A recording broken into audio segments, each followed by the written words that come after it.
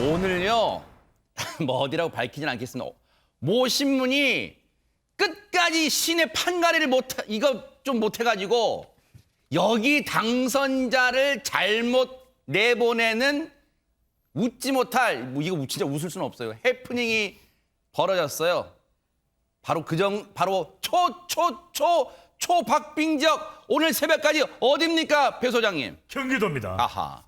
근데 경기도가 정말 깜짝 놀랄 정도로 혼전을 거듭할 수밖에 없는 이유가 저도 2014년 지방선거 때 이 출구조사를 담당했지만 그때도 경기도가 당락이 출구조사가 엇갈렸던 것 같아요. 그만큼 경기도가 참 쉽지 않은 것이 경기도가 동서남북으로 또 표심이 다릅니다. 맞아요. 네. 그리고 젊은 세대, 특히 투표율이 낮은 가운데 사전투표까지 있는 출구조사 이 투표 결과를 예측하기가 참 어렵습니다. 그렇죠, 네. 그런데 여기다가 또 다른 변수가 뭐냐.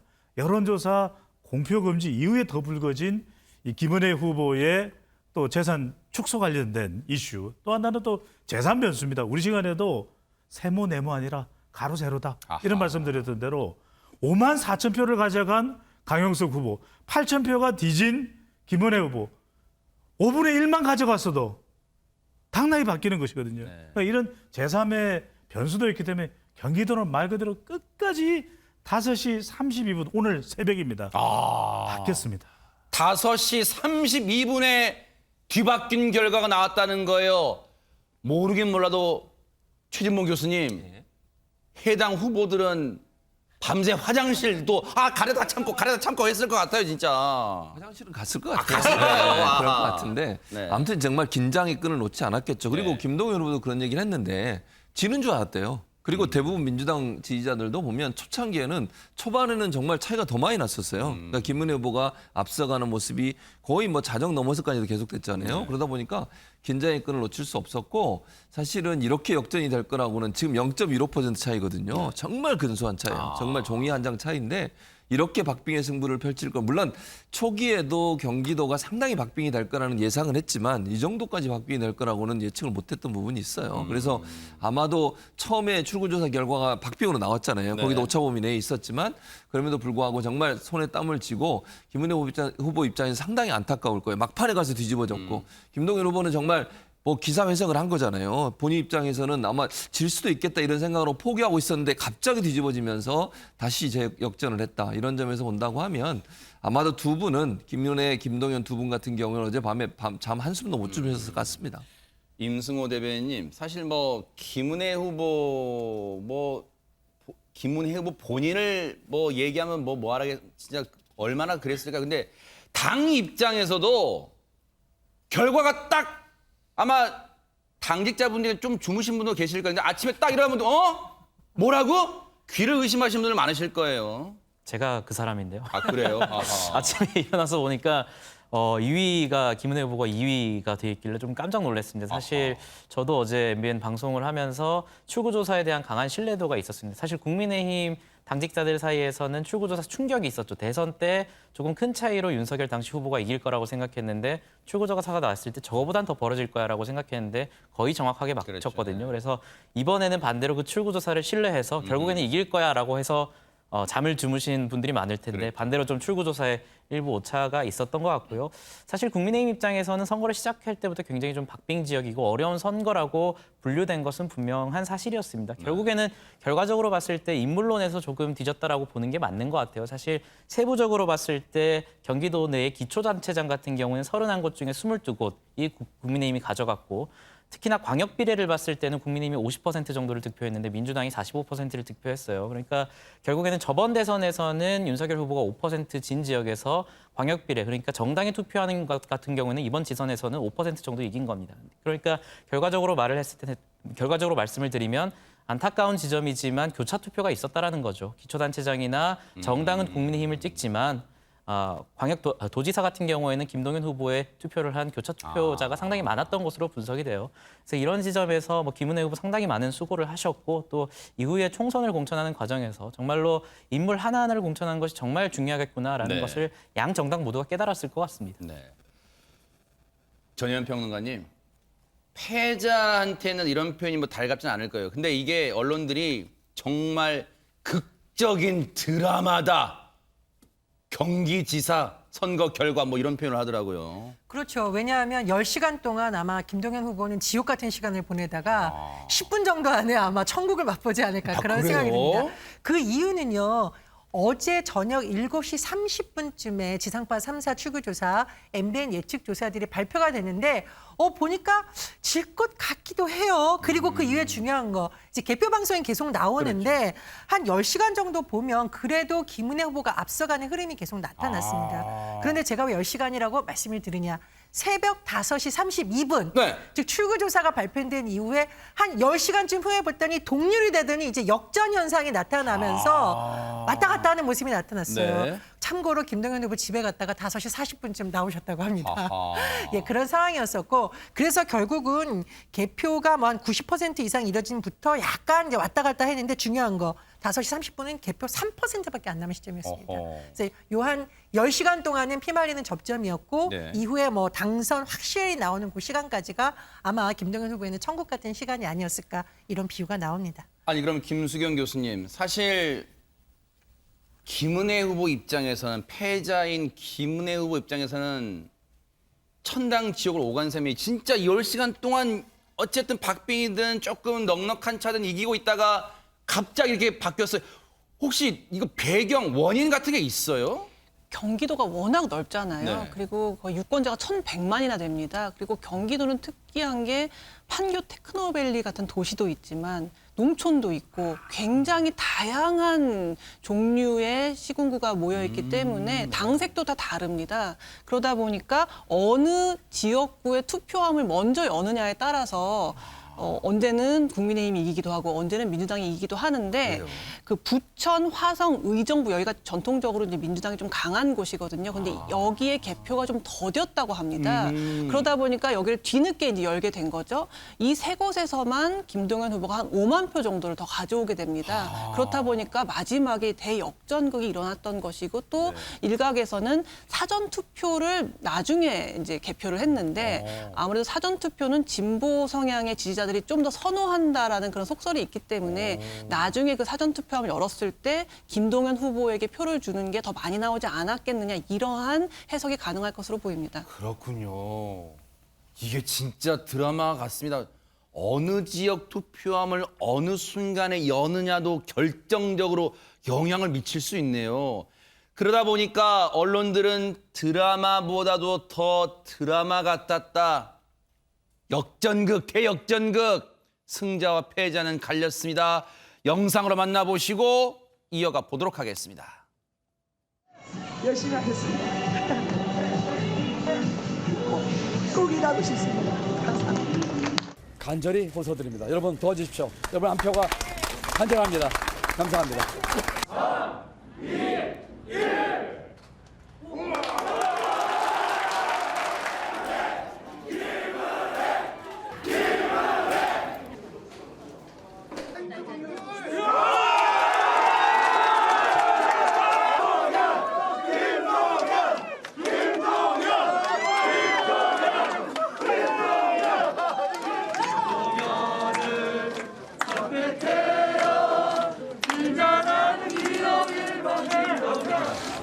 오늘의 승리는 저 김동연 개인의 승리가 아닙니다.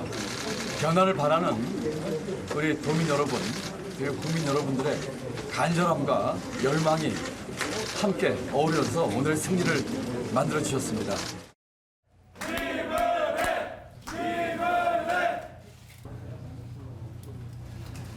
최선을 다했지만 저의 부족함으로 승리하지 못했습니다.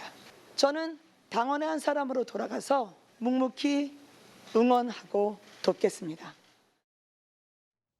네, 오늘 또 새벽에 캠프에 와서 고생한 운동원들, 당직자들 또 이렇게 다 일일이 안아주고 다독여주고 위로해준 김은혜 후보까지 봤습니다. 그런데 전현 평론가님, 민주당은 이번에 참패를 했지만 성적표는 그래도 그 가운데 한 줄기 빛을 얻었네요, 김동연 후보. 그렇습니다. 제가 캠프 상황 좀 설명을 드려야 될 것 네. 같아요. 아까 상황 보시면 노래가 저는 그 라라라라인 줄 알았는데 네. 이 라라라송이 김동연 라라라라고 해요. 막 축제 분위기입니다. 그 이유를 제가 말씀드리는 거는 승리는 했지만 오지 못했던 이재명 후보 캠프의 상황과는 확연히 비교되는 지점이 있어요.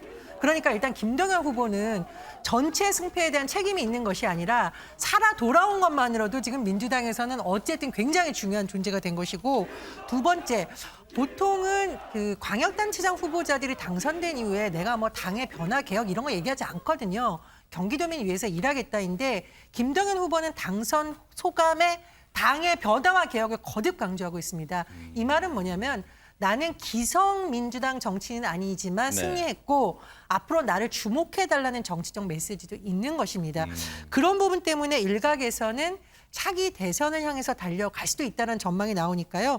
어쨌든 정치 신인이었던, 1년 전만 해도 신인이었던 김동연 후보로서는 수도권에서도 핵심 지역인 경기도지사로 당선됐고, 더군다나 당이 더 어려운 상황에서 됐기 때문에 현재로서는 그래도 뒤에서 살며시 웃을 수 있는 상황이 아닌가 싶습니다. 침통한 민주당의 한 줄기 빛이라는 평가를 언론들이 할 것 같은데 정작 본인은 어떻게 생각하고 있을까요? 얘기 들어보시고 이어가 보도록 하겠습니다. 솔직히 초반에는 제가 이길 거라고 생각을 했습니다. 그 출구조사나 초반에 그 표 차이에 불구하고요. 예. 저는 이길 수 있다는 확신을 갖고 있었는데 좀 시간이 가면서 이렇게 크게 제가 선전하지 못하고 좀 격차가 줄긴 하지만은 계속 하고 있어서 이제 조금 중반 이후로는 어렵겠다라고 솔직히 생각을 했었습니다. 이렇게 그 극적으로 이렇게 역전까지 하리라고는 솔직히 마지막 단계에서 생각을 못했습니다. 김동연 후보의 이 드라마틱한 승리가 당에는 졌지만 잘 싸웠다, 선방했다, 실제로 지금 그런 해석들이 좀 올라오기도 합니다. 그건 어떻게 생각하세요? 저는 그건 틀린 생각이라고 생각합니다. 그건 잘못된 생각이라 합니다. 만약 그 생각을 한다면 정말 더 깊은 나락에 빠질 거예요. 우리가요, 최재문 교수님, 어떤 병에 걸렸을 때 의사 선생님을 찾아가는 이유가 진단을 정확히 받으려고 하는 거잖아요. 김동연 당선인의 저 말이 상당히 민주당한테, 또 민주당 지지하시는 분들한테는 의미심장하게 다가올 것 같아요. 그러니까 졌지만 잘 싸웠다 이렇게 생각하면 안 되는 거죠. 진 건 진 거고, 물론 이제 김동연 후보가 경기도지사에 당선됨으로써 체면치레는 했는데, 그렇다고 해서 민주당이 그럼 이걸로 안주하냐? 그건 절대로 안 돼요. 그건 있을 수 없는 일이라는 생각이 들고요. 민주당이 개혁과 쇄신을 하지 않으면 국민들의 신뢰를 다시 얻기가 어렵습니다. 물론 이번 선거는 구도로 봤을 때 민주당에게 불리한 상황이 치러진 건 분명해요. 그럼에도 불구하고 지지층들이 열심히 수표장에 나오지 않았다는 말은 지지층의 마음마저 얻지 못하는 상황이란 거 아니겠어요? 그럼 민주당 입장에서는 쇄신해야죠. 변화 있어야 됩니다. 그렇지 않으면 다음 총선에서 과연 이길 수 있을까? 이런 생각이 들어요. 그래서 저는 민주당이 이번 선거 결과에 대해서 깊이 반성하고 변화를 추동할 수 있는 힘이 돼야 된다. 그런 계기가 돼야 된다. 저는 그렇게 생각하고, 김동연 후보 말처럼, 김동연 지금 당선인 말처럼 그런 변화와 쇄신이 없으면 민주당이 다시 국민의 신뢰를 얻기는 어려울 수 있다. 이런 점들을 꼭 기억했으면 좋겠습니다. 배 소장님, 네. 결과론이지만 막판에 터진 재산 신고 누락, 혹시 이런 게 적극적 지지층은 모르겠지만 조금은 갈팡질팡했던 유권자한테 영향 미쳤어요? 어떻습니까? 좋죠. 미치죠. 선거는 두 가지가 있어야 되거든요. 분노 표심이 있든지 2017년 국정농단 때 앵거. 그러니까 이른바 우리가 투표의 의지를 이야기할 때 AI라고 그러는 거죠. 그게 뭐예요? A는 앵거, 분노. 분노가 있든지 아하. 아니면 관심, I, 인터레스트가 있든지. 네네. 그래? 무상급식 우리 애들 문제야?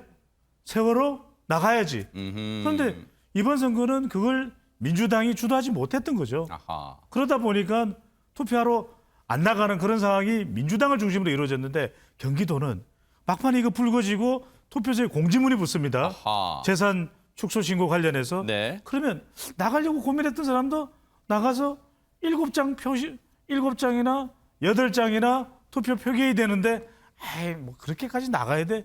이런 영향을 그 김은혜 후보와 관련 잘 싸웠죠. 김은혜 후보가 잘 싸웠습니다. 아주 잘 싸웠는데, 그럼에도 불구하고 그런 막판 변수가 영향을 줬겠죠.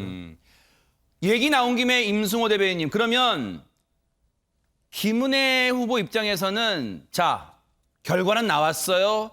그렇다고 마냥 이렇게 주저앉아 있을 수는 없을 것 같아요. 앞으로의 행보가 또 궁금해집니다.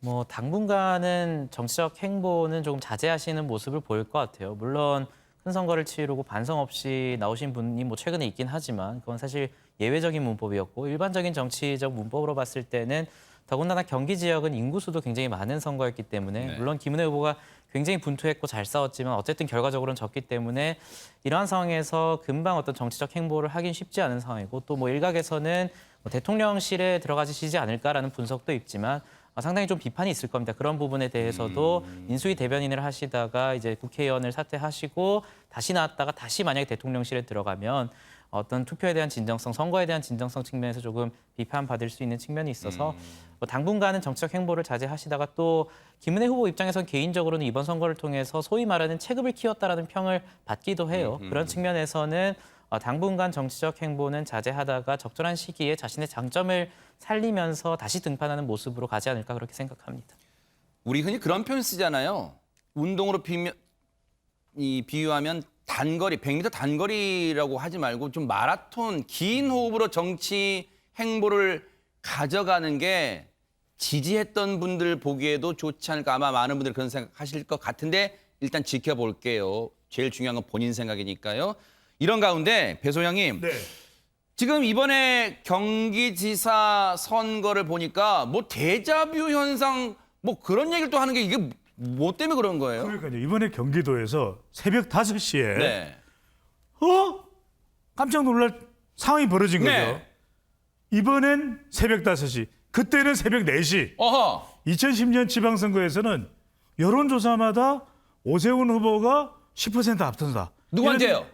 한명숙 후보에게. 아하. 그런데 개표가 시작되는 한명숙 후보가 앞서는 거예요. 네. 에이, 잠시 뒤에 바뀌겠지. 한 개표 15% 정도 진행되면 바뀌겠지. 계속 앞서 나가요. 그래요? 이게 언제까지 이어지겠냐면 새벽 4시경까지 이어집니다. 허허. 근데 4시경부터 그때도 깜짝 놀라는 거예요. 바뀝니다.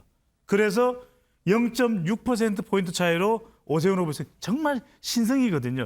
근데 그때도 보면 서초구, 강남구, 송파 여기에 개표함이 나중에 열렸다는 그래요? 거예요. 그래서 그때부터 나오는 이야기가 숨은 표가 있네. 숨어 있어. 그런데 왜 그러냐면 2010년에는 집 전화로만 조사를 한 거예요. 아하. 여론조사를. 그래서 2010년에 정말 여론조사의 무덤이 되면서 그때 이후부터는 무선 전화를 사용하게 됩니다. 아하. 그래서 여론조사도 한 번 더 약진하는 계기가 됐던 것이 바로 대자비, 기시감 2010년 12년 전에 서울시장 선거. 그렇군요. 근데 김수경 교수님, 김은혜 후보 뭐 개인으로 봐도 패배가 아쉽겠습니다만 우리 정치권으로 봐도 확대해 봐도 뭔가 이번 패배가 조금 아쉬움을 남긴 결과다 이런 또 분석이 있어요. 이게 뭔가요? 지금 지방선거가 27년째거든요. 제1회 지방선거가 95년도에 있었으니까요. 근데 지금까지 한 번도 여성 광역단체장이 나온 적이 없습니다. 그래요? 그래서 이번에 김은혜 후보가 어쩌면 경기도 지사로 당선이 되면 드디어 그 유리천장이 깨지는 것이 아닌가라는 기대를 했는데 0.15%포인트 차이로 결국 그 유리천장은 깨지지 못했다고 할 수 있는데요. 일단 여성 그 단체장 후보 공천 자체가 많지가 않습니다. 이번에는 17곳 중에서 3곳만 이제 여성 후보가 나왔는데 그나마도 김은혜 후보는 굉장히 선전했지만 조배숙 국민의힘 전북지사 후보라던가 임미애 민주당 경북지사 후보는 험지에 나온 거예요. 당선 가능성이 별로 없는 곳에 여성 후보를 냈기 때문에 이것 역시도 좀 비판의 대상이 되고 있고요. 어쨌든 경기도라는 곳이 특히나 거물급 스타 정치인들이 배출된 곳이라서 만약에 이번에 김은혜 후보가 당선이 되면은 어쩌면 대선 후보급으로까지도 갈 수 있다라는 예측이 나왔지만 일단 이번에는 당선되지 않는 것으로 이제 나왔는데 당에 관계없이 민주당이든 국민의힘이든 앞으로 여성 정치인들을 더 많이 발굴하고 좀 육성해야 된다. 어쨌든 유권자의 절반이 여성이기 때문에 그러한 노력도 함께 해서 다음 지선에서는 여성 후보들을 많이 공천해서 좀 단체정에 이렇게 당선되는 모습을 보고 싶다는 생각이 듭니다. 패배는 했지만 경기도지사 선거에서 패배는 했지만 국민의힘은요. 소기의 성과는 있었다고 말하고 있습니다. 과연 뭘까요? 한번 들어보시고 이어가 보도록 하겠습니다. 김은혜 후보의 그런 선전에 경의를 표하고 무엇보다도 감사하게 생각합니다. 김은혜 후보의 최선을 다한 노력이 있었기 때문에 저희가 경기도의 기초자치단체장 선거에서 또 좋은 성적표를 냈고, 그리고 또 경기도의회 선거에서도 저희가 좋은 성적을 내게 됐습니다. 이 공의 상당한 부분이 도지사 후보로 본인을 아끼지 않고 뛰어준 김은혜 후보의 공이다, 이렇게 말씀드리겠습니다. 그리고 자, 뭔가 그래도 성과를 찾아내려는 저 자세는 지지자분들한테는 또 긍정적으로 작용할 것 같아요. 근데 이번 김은혜 후보 입장에서는 전혜연 평론가 역전패잖아요. 근데 이 역전패 누구 탓으로 누구한테 화살을 돌리는 분위기도 있다면서요, 지금? 예, 일부 여당 지지층이 이제 문제를 제기하는 인물이 무소속 강용석 후보입니다. 결국은 보수 진영의 단일화가 안 됐는데 표를 잘 보셔야 돼요. 네. 일단 김은혜 후보와 김동연 후보의 표 차이가 8,913표, 굉장히 적어요.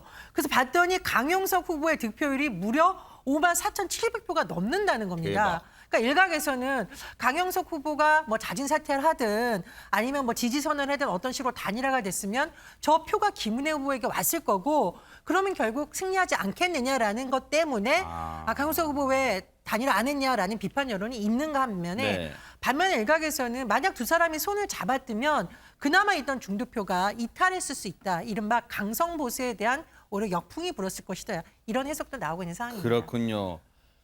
이게 뭐든지 결과론으로 생각하니까 이런저런 해석이 나올 수 있는 것 같아요. 관련 얘기 좀 들어보시고 이어가 보도록 하겠습니다. 네. 예측이 됐다가 뒤집히니까 좀 많이 안타깝고 좀 속은 쓰립니다. 결과적으로 보면은 강용석 후보의 단일화가 됐으면 어땠을까, 이런 생각도 좀 들고, 그 다음에 재산 축소는 그 재산 신고를 정정한 건데 김은혜 후보가 그렇죠. 예. 민주당에서 오히려 이걸 갖고 허위다, 또 당선 무용이다, 이런 식으로 정치 공세를 말이 폈는데 그 부분도 일정 부분 영향을 미치지 않았을까 판단하고 있습니다. 지금 권성동 원내대표 얘기는 단일화했으면 이길 수도 있었을 텐데 아쉬움을 드러내고 있어요. 근데 반면에 강용석 후보와 단일화에 대해서 여전히 부정적 시선을 보내는 분도 있습니다. 한번 마저 들어보시고 이어가 보도록 하겠습니다. 강용석 후보와 그럼 단일화를 했었어야 되는 건 아니냐. 이제 국민의힘 지지자분들은 이런 아쉬움의 문자도 주시네요. 어떻게 생각하세요? 강용석 후보하고 단일화해서 과연 효과가 있었을까요?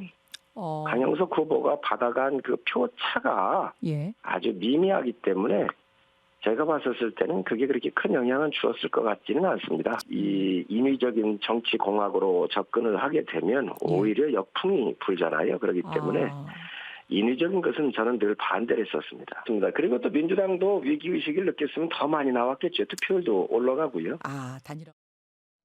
이게 다 이기던 선거를 역전패당해서 아쉬운 마음에 이런저런 얘기 나올 수 있겠습니다만, 진짜로 임승호 대변인이 보실 때는 어때요? 이게 진짜 단일화가 됐으면 달라졌을까요?